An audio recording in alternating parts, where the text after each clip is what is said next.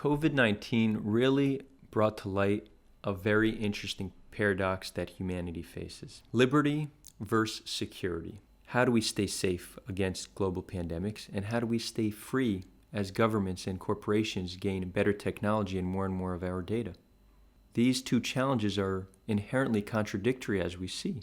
Governments this past month have enacted laws that we could never imagine they would enact on free people.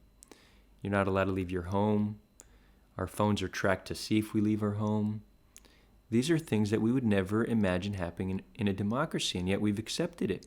We've accepted it because it's keeping us safe. It's for the greater good. But who's to say these powers are not used to abuse us after the fact? We saw this happen in America after 9/11. The American people are still not more free than they were before 9/11. The Patriot Act was enacted in order to protect the American people from terrorism. And then we saw that the NSA was using the powers they got through the Patriot Act to spy on everyday Americans. Governments look to have more control and look to have more power. But yet, how can we stay safe during a global pandemic when we need to work together, when we need to stay in our homes and not everybody is willing to take the personal responsibility necessary? I actually don't have a solution, and I can't even say I'm super optimistic.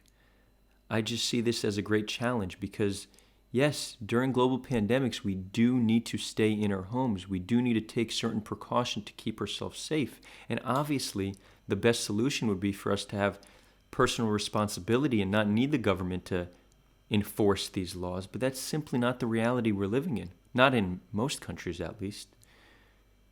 And yet, I don't trust governments with more and more powers. I do not like the erosion of our liberties. It concerns me. So I don't have a clear answer. I'm asking you, what do you guys think? Does this concern you? Are you more optimistic than me? Let me know your thoughts in the comments.